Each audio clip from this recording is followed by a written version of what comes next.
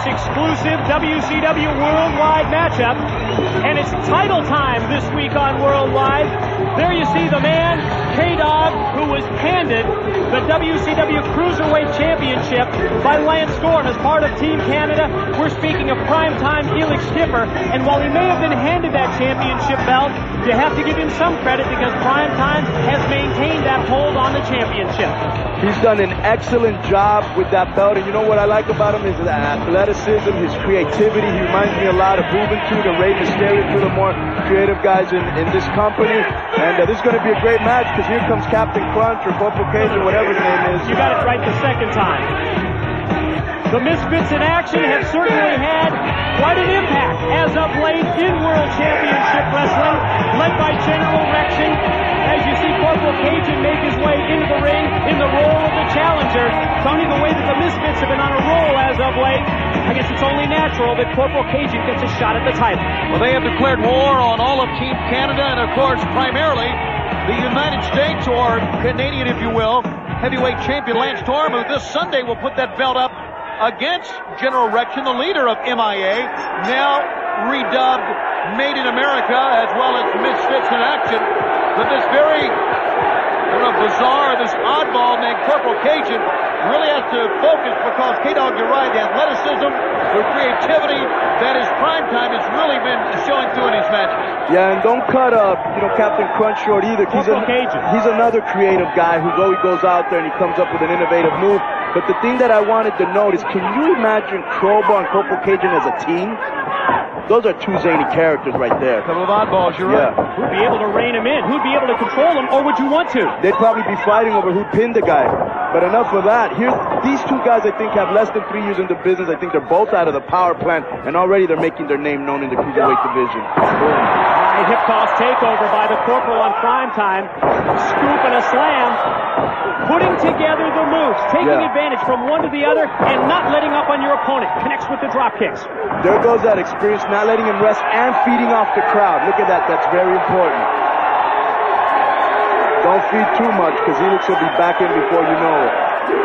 Primetime, Elix Skipper in trouble out here on the arena floor while the crowd chants USA. And you talked about the Misfits in action. MIA is definitely Made in America. This almost a little bit of a taste of what we're going to see this Sunday at Fall Brawl when that U.S. title is on the line. Team Canada to face the Misfits in action, and Lance Storm to defend against the General Rection. Nice move by Skipper. And that's going to be a great match because it's also on the border of Canada, so you have a lot of Canadian fans going to the matches as well as a lot of American fans. So I think a lot of split crowd there for the action. I think that's a good point. Oh, nice. We certainly anticipated that great Canadian reaction in Vancouver, but we have to also consider that in Buffalo, New York, Lance Storm is going to have his share of fans. Did you see that bridge that Elix Skipper just did? I call that the Matrix because it looks like that scene in the Matrix when Reeves is ducking the bullets and goes into like a bridge type thing. Drops the elbows repeatedly, hooks the leg, and gets a 2 count on Corporal Cajun, who is able to kick out. And people all over Elix Skipper. They don't like him or his faction. Nice suplex. Belly to bell, planted the Corporal. Doesn't follow up with a pin attempt, now finally does, too, and maybe it was that moment of indecision. You talked about the fact that these are relatively inexperienced wrestlers. I think it may have cost him that showed right there. And Cajun taking over the support of the people. Boom. Cut him off. Stopped him right in his tracks. That well-placed knee to the midsection. Primetime sends the Corporal in. He slides between the legs. Oh. Running with a series of punches. Right hand's on the button. Drops down. And comes up and connects with the lariat. That was a little Bourbon Street Blues for everybody. Oh.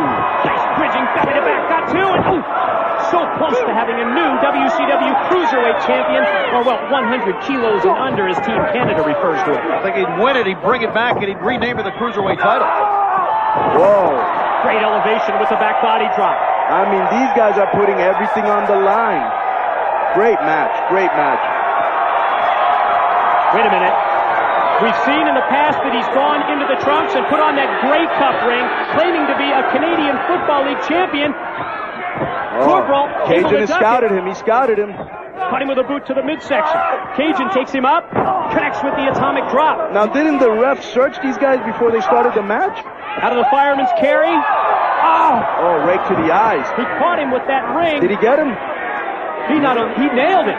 No, I think he raked him. He might have raked him. Thumb to the eye. Now he's faking an injury or something. You can see the ref caught him. The ref caught him. All right, that's a good move. That's it. Disqualify him.